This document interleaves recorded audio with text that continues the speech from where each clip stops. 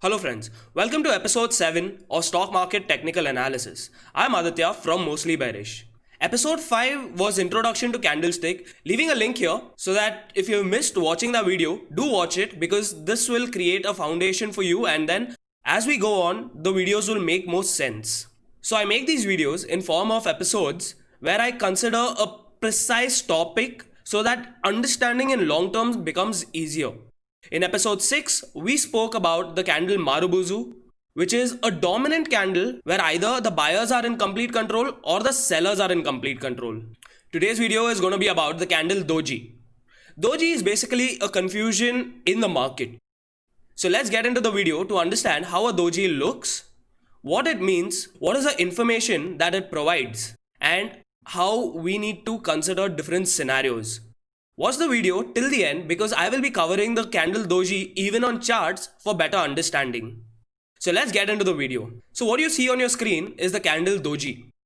What this specifies is, so the price at a particular time frame where it started, let's consider an example of 5 minutes. The first minute, the prices opened at these levels. During the whole 5 minutes, the prices were driven up by the buyers, pushed back by the sellers, driven down by the sellers, again pushed back by the buyers. And the closing price was almost equal to the open price.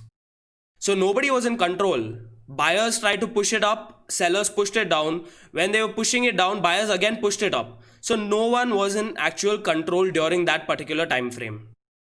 I hope the concept is clear and what doji is.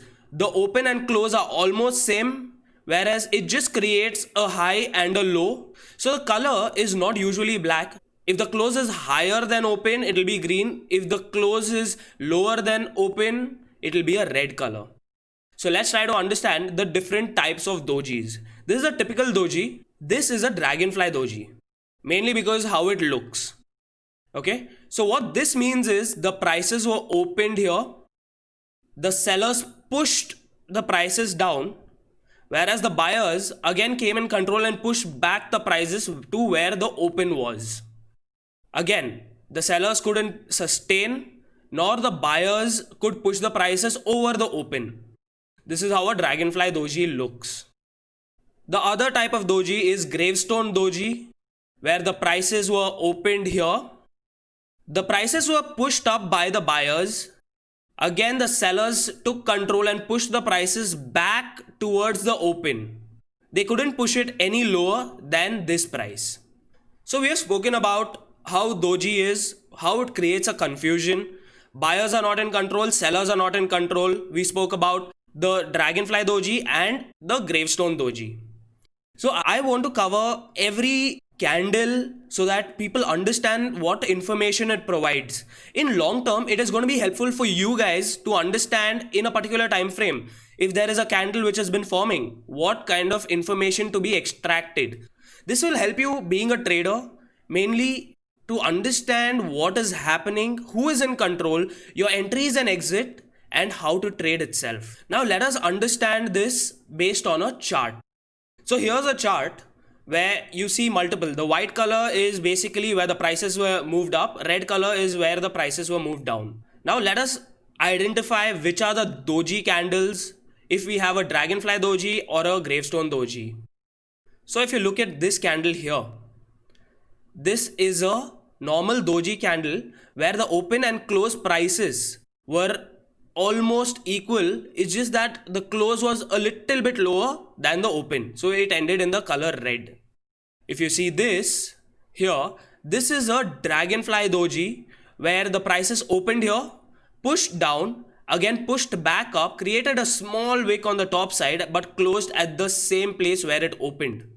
This is a typical doji, what we call is long leg doji, where the prices opened, went up, sellers pushed it back down, buyers again pushed it back up where it closed near the open. So here's another doji candle which is again opposite of this red candle. It closed in green. So the closing was just a little bit above the open price. So all of these are confusion candles. Now let us try to figure out what happened. If you see this candle here, there was no decision made and after that it was pretty much flat. The Dragonfly Doji, which you see here, the trend was upwards. Sellers tried to push it down but failed, and buyers pushed it back up. Later, in the next two candles, the buyers took control and pushed the prices up. So this here is a typical doji where the sellers pushed the prices down. There was a confusion. Buyers in this gravestone doji that you see, buyers tried to push the market. They failed. Sellers pushed it down, and if you see in the next candle, again there was a fall. Again there was a typical doji formed where there was a confusion. Post which there was a downfall in the prices. So if you see, doji is very common on charts. How many times it has occurred? I hope the concept of doji is clear and how it is a confusion candle. The next price movement will be considered as the direction which the prices will be taking, if the buyers are in control or sellers are in control.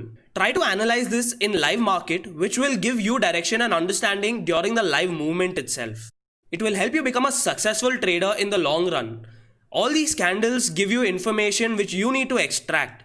My only intent is I help you guys to understand what the information is and how I look at it. Remember to subscribe to Mostly Bearish. I'm going to put out all the content in a form of episodes so that understanding long term becomes easier. Make sure you share these videos with your friends and family who want to learn stock market itself. Do hit the thumbs up button if you like this video, comment your learnings. We will be growing together. Thank you so much for watching.